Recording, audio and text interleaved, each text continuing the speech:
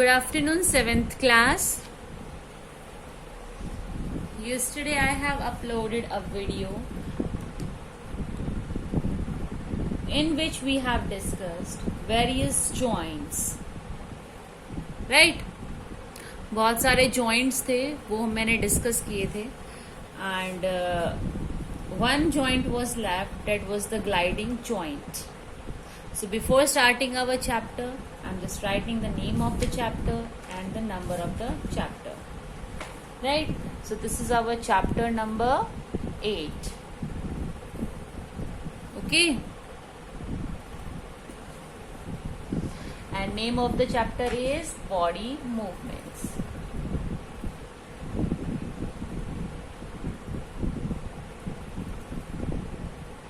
Okay? Body movements. Fine. Now we were discussing the joints. हम joints को discuss कर रहे थे and हमारा last joint रह गया था, that was the gliding joint.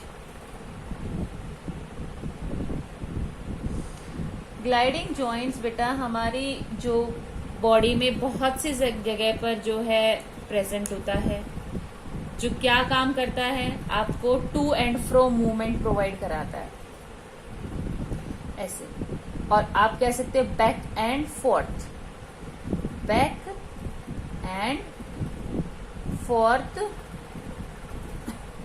Movement.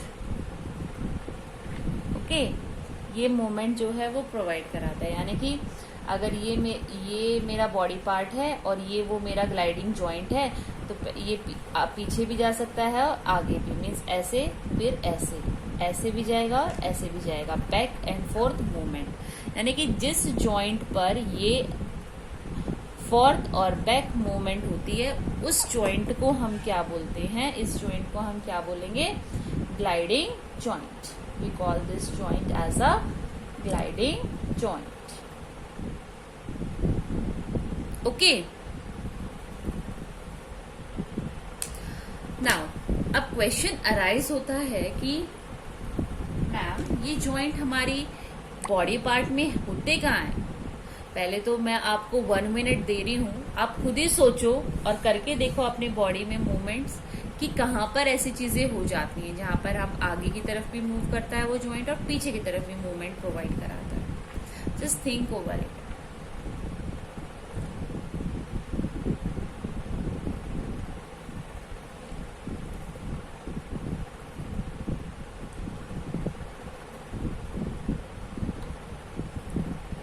Yes, सोचा कहीं.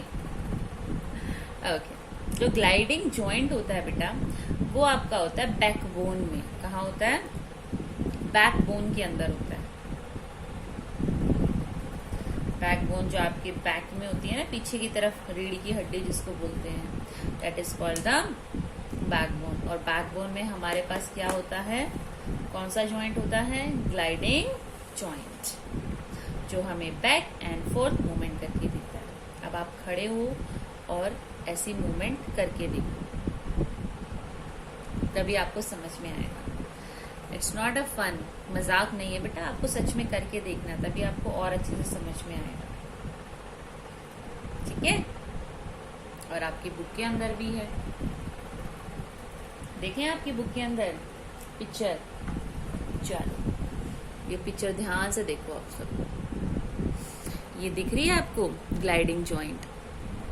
यहाँ पर ये जो है ये ह्यूमन है, ये आगे की तरफ में मूव कर रहा है और पीछे की तरफ भी बेंट हो रहा है. तो यानी कि ये जो पर्टिकुलर जॉइंट है, इस पॉइंट पे ये कौन सा जॉइंट हुआ आपका, ग्लाइडिंग जॉइंट. ओके, चलो ग्लाइडिंग जॉइंट तो समझ में आ गया हमें, है ना. और इसी के साथ हमारे सारे जॉइंट्स जो है वो कंप्लीट हो जाते हैं बेटा. अब जो हमारा पार्ट है वो है स्केलेटन ऑफ ए ह्यूमन. क्योंकि हमने सभी मैक्सिमम जॉइंट्स पढ़ लिए हैं, हमने बोन्स के बारे में भी रीड कर लिया, मसल्स के बारे में भी, है ना. हमारे 2 टिश्यूज थे, टेंडन और कार्टिलेज, उसके बारे में भी हमने पढ़ लिया है. नाउ अब हमारा जो है कंप्लीट स्केलेटन सिस्टम आ गया है ना, जिसमें हमारे पास आ गया है कंप्लीट स्केलेटन सिस्टम. वो अब हम एक साथ रीड कर सकते हैं, एक साथ ऑब्जर्व कर सकते हैं, है ना। मैं यहाँ पे एक रफली डायग्राम बना रही हूँ, ठीक है, इट्स अ रफली diagram.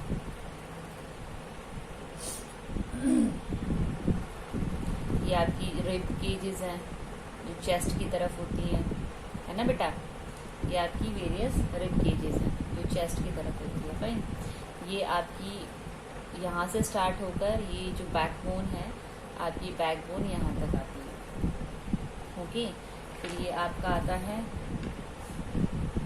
Ball and socket joint, और you can say cradle joint, ठीक है, हिप जॉइंट। अब यहाँ से आपकी आती है थाई पॉइंट, है ना, थाई बोन आती है आपकी, राइट। और ये थाई बोन यहाँ पर आकर आपकी नीज बोन में कन्वर्ट हो जाती है। फिर नीज बोन में हमारे पास यहाँ से ये आपकी फर्दर चलेगा, और ये आपकी फुट टोस, है ना, आपकी पैरों की हड्डी। फाइन, है ना, बना दिया ना। है तो सिंपल, और आपको ये नोटबुक में भी बनाना है। Yes, you have to draw it in a notebook. आपकी नोटबुक में भी ड्रॉ करना है आपको ये, ओके। ये आपकी फिर से फुट फिंगर्स, ठीक है, ये हो गया आपका पैर, ओके। अब यहाँ पर हमारे पास है कॉलर बोन्स, जिसको शोल्डर बोन्स भी बोलते हैं। फिर यहाँ से ये हमारी आ गई है आर्म, उससे पहले हमारे पास elbow, and this is our arm, है ना। और ये हमारी क्या है, फिंगर्स। मैंने रफली डायग्राम बनाया है यहाँ पर आपको समझाने के लिए, okay. So this is now your, बहुत ही जगह बनी है यहाँ से, let me erase it, okay. Now अब ये क्या, हमारी एल्बो, राइट, ये हमारे आर्म बोन्स हैं, and these is our fingers, okay fine. तो यहाँ से हमें कुछ तो समझ में आ ही जाएगा कि हमारा स्केलेटन लग रहा है ये, राइट बेटा। अब स्केलेटन में हमारे पास हमने सारे जॉइंट्स पढ़ लिए,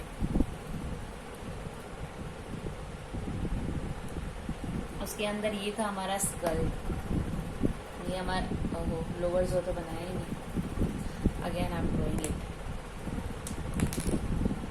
चलो बना देते हैं। ये आपका लोअर जो, ठीक है,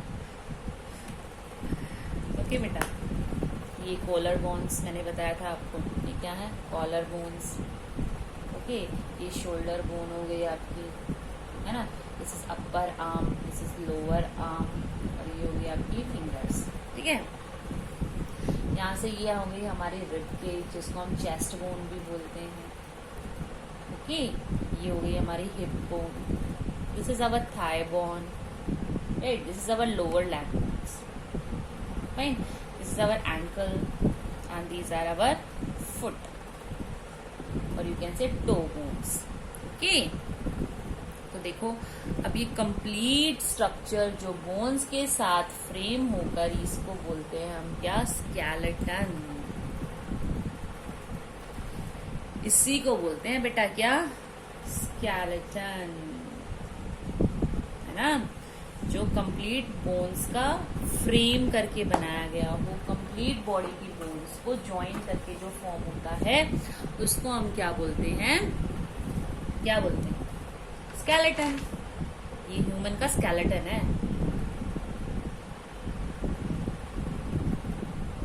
काम क्या करता है हमारे लिए, ऑब्वियसली हमारी बॉडी में मूवमेंट देता है ना, हमारी बॉडी को शेप भी देता है। मैं लिख देती हूँ यहाँ पर कि स्केलेटन हमारे लिए क्या क्या हेल्प करता है ना बेटा। अभी मैंने बताया क्या प्रोवाइड कराता है स्केलेटन, हमें मूवमेंट, हमें चलने में हेल्प करता है, ठीक है, बॉडी को मूव करने में हेल्प करता है। और क्या करेगा हमारे लिए, ये हमारी बॉडी को शेप देगा, it give shape to our body. और हमारे जो अंदर डेलिकेट ऑर्गन है, डेलिकेट ऑर्गन मीन्स बहुत ही सॉफ्ट एंड सोफिस्टिकेटेड जो हमारे ऑर्गन है, जैसे तो हमारा लंग हो गया, हार्ट हो गया, किडनीज हो गई, है ना, ये काफ़ी सॉफ्ट ऑर्गन्स हैं हमारे, ब्रेन हो गया। तो इनको प्रोटेक्ट करने का काम कौन करता है, ये बोन्स करती हैं, ये स्केलेटन। तो डेलिकेट ऑर्गन्स को क्या करेगा, ये प्रोटेक्ट, ठीक है बेटा, ये डेलिकेट ऑर्गन्स को क्या करेगा, protect, it provide protection to our delicate organs.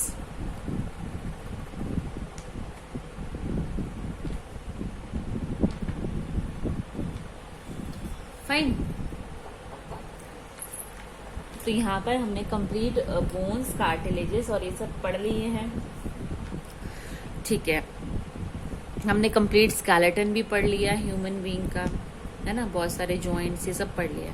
अब स्केलेटन का काम क्या होता है, what is the function of skeleton, वो भी हमने कर लिया। मूवमेंट प्रोवाइड करा रहा है, शेप दे रहा है हमारी बॉडी को, and it also protect our delicate organs.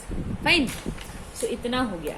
अब अच्छा, आप कभी खेल रहे हो, आपके साथ नहीं तो किसी फ्रेंड के साथ कभी हुआ हो कि वो गिर गया या उसकी हड्डी टूट गई, बोन जो है वो क्रैक हो गई, होता है ना ऐसा, सुना होगा आपने कि बोन क्रैक हो गई है। अब कैसे पता लगेगा कि बोन कहाँ से क्रैक हो गई है? अब बाहर से तो हम देख नहीं सकते हैं, बाहर से तो हमें मसल्स नजर आते हैं, स्किन नजर आती है, हमें बोन्स तो नजर ही नहीं आती। तो बोन्स का क्रैक हम कैसे पता लगाएं, बोन कहाँ से टूटी है?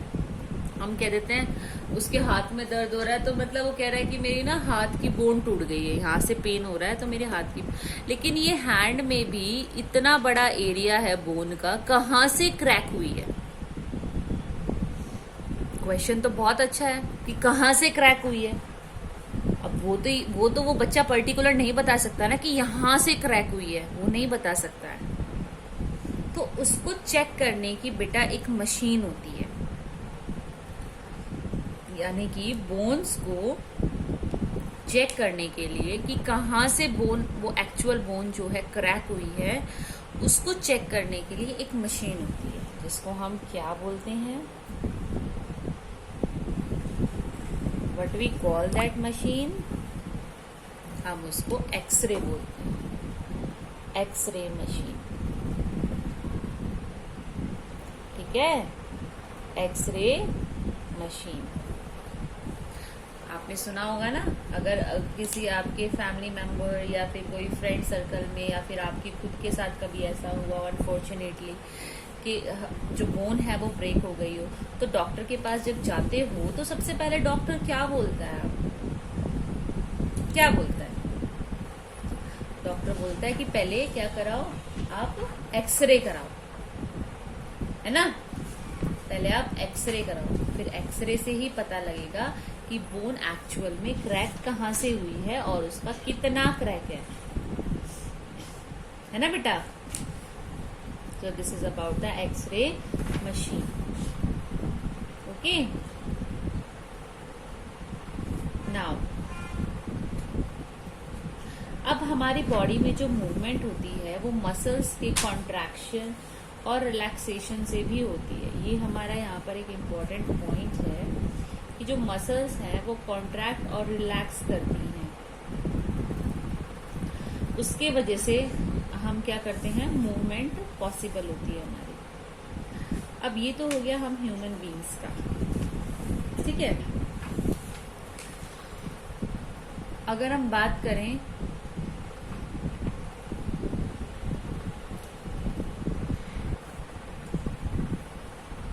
ओके बेटा, now we will do earthworm movement, how earthworm actually moves.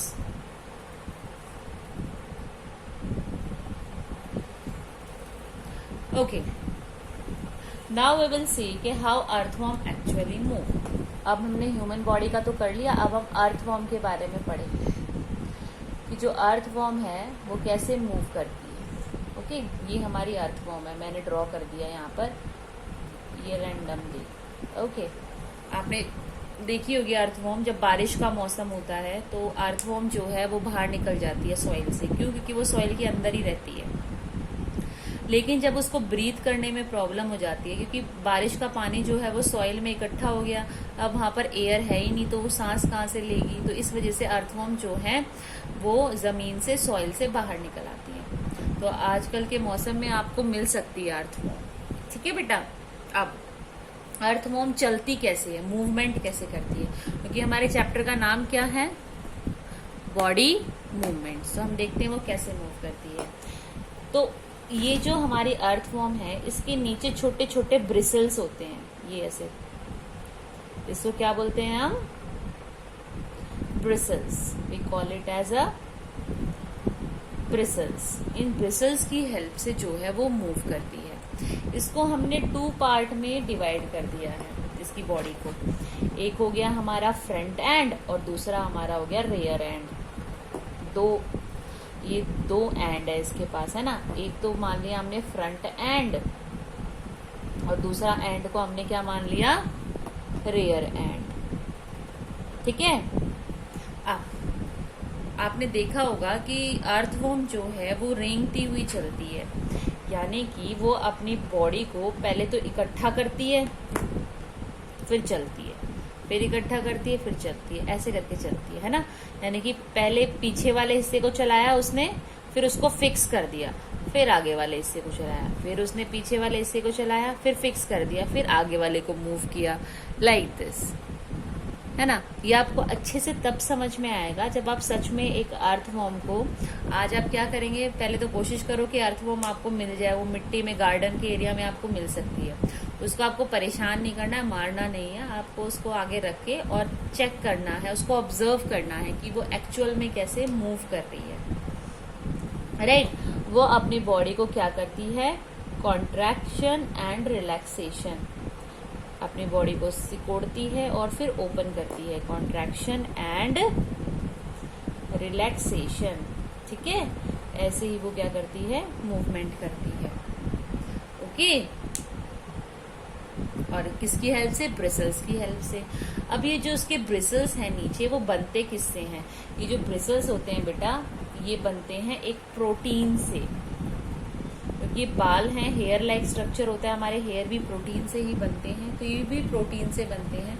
और इसके प्रोटीन का नाम क्या है? क्या नेम है इसका? चिटिन। क्या नेम है? चिटिन। ओके। सो इसकी हेल्प से जो है अर्थवॉर्म मूव करती है। ठीक है। और आप अपनी बुक में भी रीड करोगे, आपकी एक्टिविटी नंबर 7.6। तो आपको ये एक्टिविटी नंबर 7.6 मैंने बेसिकली एक्सप्लेन कर दी है, और आपको भी ये घर पर कर देखनी है एक्टिविटी।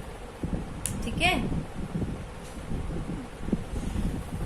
तो आपको ये एक्टिविटी घर पे करके देखनी है। अर्थवॉर्म क्या करती है? क्रॉलिंग करती है, वो चलती नहीं है ह्यूमन बींग्स की तरह। सो अर्थवॉर्म क्या करती है?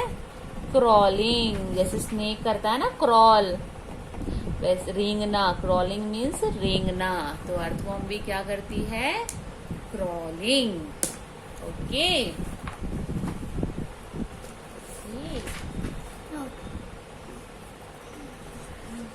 ऑलराइट। तो आपको अर्थवॉर्म के बारे में तो समझ में आ ही गया होगा। अब हम देखते हैं एक और छोटे से जानवर को, ऑर्गेनिज्म को, जिसको हम बोलते हैं स्नेल। क्या बोलते हैं? स्नेल। स्नेल देखा है? मैंने नहीं देखा। ओके। ओके। जो मैं स्नेल की ना एक फिगर ड्रॉ करती हूँ ताकि आपको ये समझ में आ जाएगा। बेसिकली जो स्नेल्स होते हैं वो हमारे हरियाणा में होते ही नहीं है। अगर होते हैं तो कहीं रेयर पार्ट में ही होते हैं स्नेल। स्नेल जो मिलते हैं बेटा, वो आपको मिलेंगे कहाँ? वो आपको मिलेंगे जहाँ बारिश का मौसम मैक्सिमम रहता है, जैसे कि आपका अंडमान निकोबार आइलैंड, है ना, ऐसी जगह पर मिलते हैं ये आपके स्नेल्स। ठीक है। ओके। तो ये मैंने ड्रॉ कर दिया है स्नेल, है ना।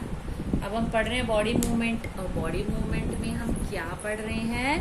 बोन्स। अब आपको नजर आता है कि इसके अंदर कहीं बोन्स हैं? ये इसका शेल है बेटा, शेल, जिसमें अगर कोई भी इसको लगता है ना कि ऑब्स्टेकल आ रहा है, कुछ भी परेशानी या कोई जानवर इसको खाने आ रहा है, तो ये अपने आप की बॉडी को ना इसके अंदर फिक्स कर लेता है, शेल के अंदर। इस शेल के अंदर अपनी बॉडी को डाल लेता है है ना, और क्या हो जाता है, अपने आप को प्रोटेक्ट करता है। Okay, this is called the snail. अब यहाँ पर एक क्वेश्चन आपको, बहुत ही इंटरेस्टिंग क्वेश्चन आपको मिलेगा, क्या कि स्नेल जो है उसका स्केलेटन सभी, अब ह्यूमन बीइंग का जो स्केलेटन था, यानी कि जो हड्डियां थी, बोन्स थी, वो अंदर की तरफ होती हैं और हमारी मसल्स बाहर होती हैं, है ना। बट यहाँ पर आपको एक सरप्राइज मिलेगा। क्या सरप्राइज मिलेगा कि स्नेल की जो बोन्स होती है ना, स्केलेटन, वो बाहर की तरफ होता है। ये जो आपको ये दिख रहा है ना शेल, ये बोन है इसकी।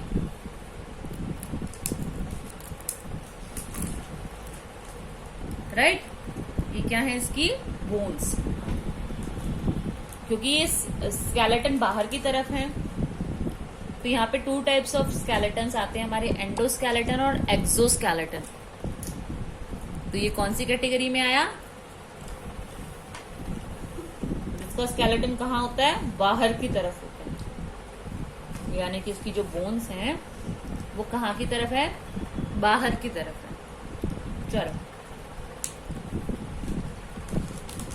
ये तो हमने पढ़ लिया। अब हम पढ़ेंगे मूव कैसे करता है ये, है ना।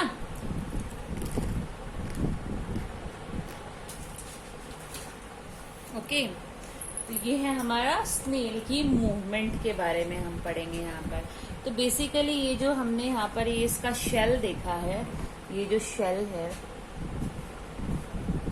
ये इसको प्रोटेक्ट करता है, बचाता है इसकी बॉडी पार्ट को, ये इस बॉडी पार्ट को, ठीक है। बट क्या ये इसकी मूवमेंट में हेल्प करता है, सोच कर देखो, मूवमेंट में हेल्प करेगा इसको, no, it don't help in movement at all. ये कोई भी हेल्प नहीं करता, ये कोई भी हेल्प बेटा नहीं करता मूवमेंट में। Okay, alright. अब एक क्वेश्चन हम पढ़ते हैं यहाँ पर, कंपैरिजन करते हैं, स्पीड देखते हैं किसमें ज्यादा होगी, है ना बेटा। एक तो हमने स्नेल ले लिया एक साइड, और दूसरी साइड हमने ले लिया है अर्थवॉर्म। अर्थवॉर्म, अभी हमने जो ड्रॉ की थी अर्थवॉर्म, वही अर्थवॉर्म है ना। ओके, अब इन दोनों की ना स्पीड कराते हैं, यानी कि इन दोनों की रेस कराते हैं। ऐसे आप चाहो तो सच में इनकी रेस करा सकते हो, अगर आपको ये दोनों ऑर्गेनिज्म मिल जाते हैं आपके आसपास। ओके, तो आप इनकी स्पीड भी करा सकते हो कि किसकी स्पीड ज़्यादा है।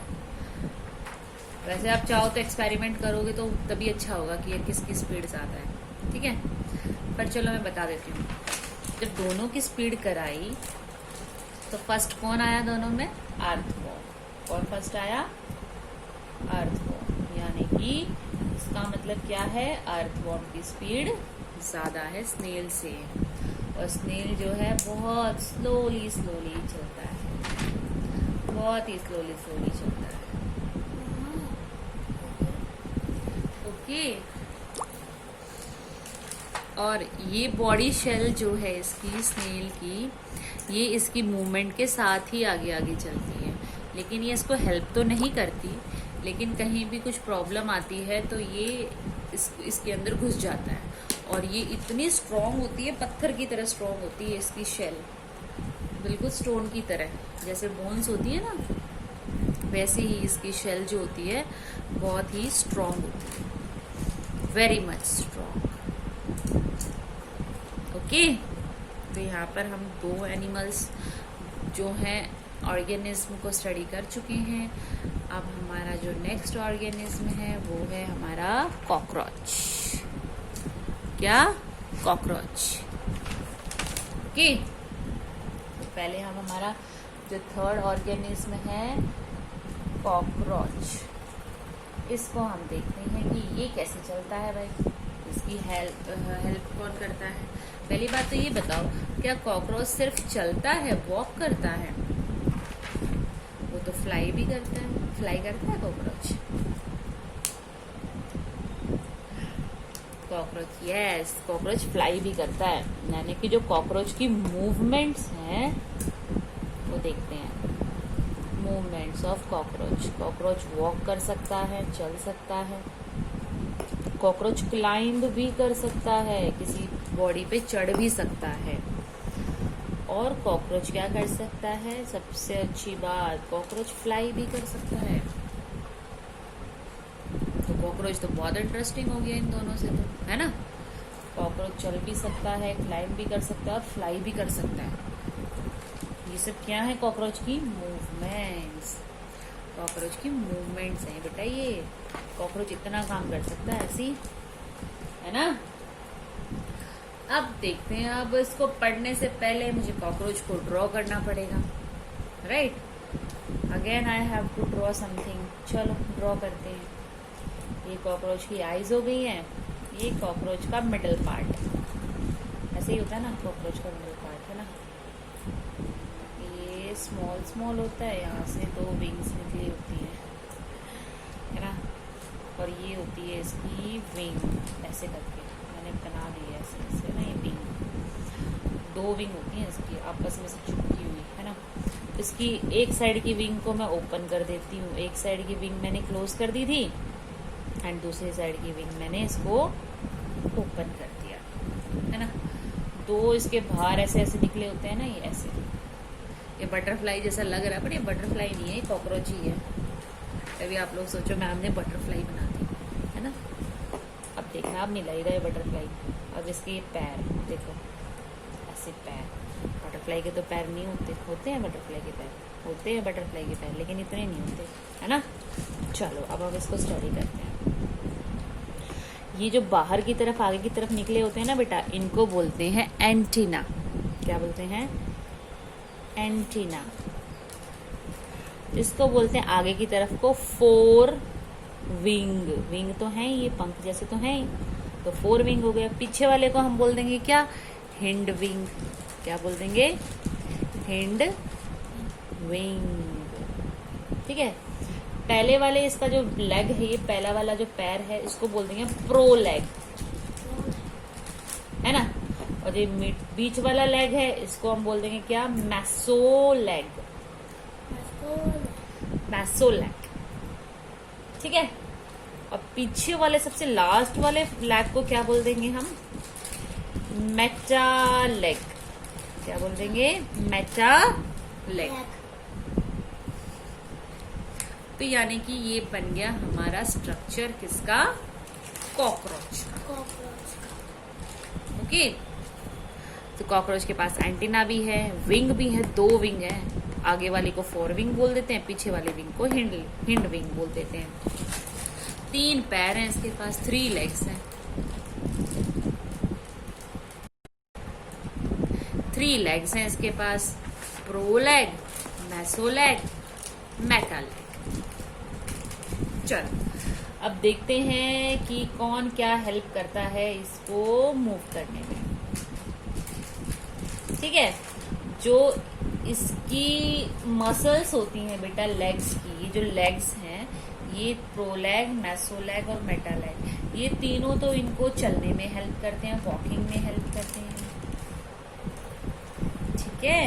और जो ये इसकी विंग्स हैं, 4 विंग और हिंड विंग, ये इसको फ्लाई करने में हेल्प करती है ना।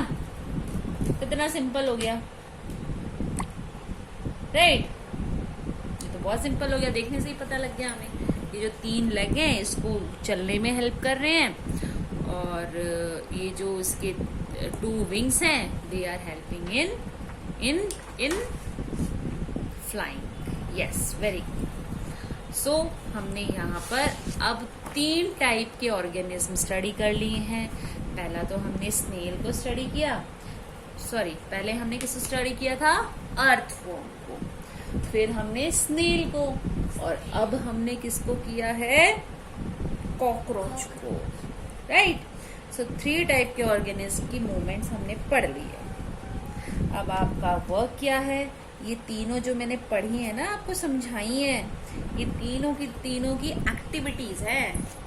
अगर आपको ये प्राणी कहीं मिल जाते हैं तीनों, तो आप इनको इनकी एक्टिविटी करनी है। एक्टिविटी करने का मतलब ये नहीं है कि उनको एक्सपेरिमेंट कर दोगे, ऑपरेशन कर दोगे, मारना नहीं है उनको बस आराम से एक पर्टिकुलर किसके अंदर रख दोगे, कॉकरोच को पकड़ लोगे, कर लेना ट्राई, ठीक है। उसको एक पर्टिकुलर जगह पे रख देना, साफ सुथरी जगह पे, और उसको ऑब्जर्व करना, देखना कि क्या इसके 3 लेग हैं, और देखना प्रो लेग कौन सा है, मेसो लेग, मेटा लेग, है ना। और ऐसे ही उसके विंग्स को देखना, ठीक है। आपको ये तीनों एक्टिविटीज जो हैं अपने घर पे परफॉर्म करनी है। अगर कब परफॉर्म कर सकते हो, जब ये तीनों ऑर्गेनिज्म आपको मिल जाएंगे, है ना।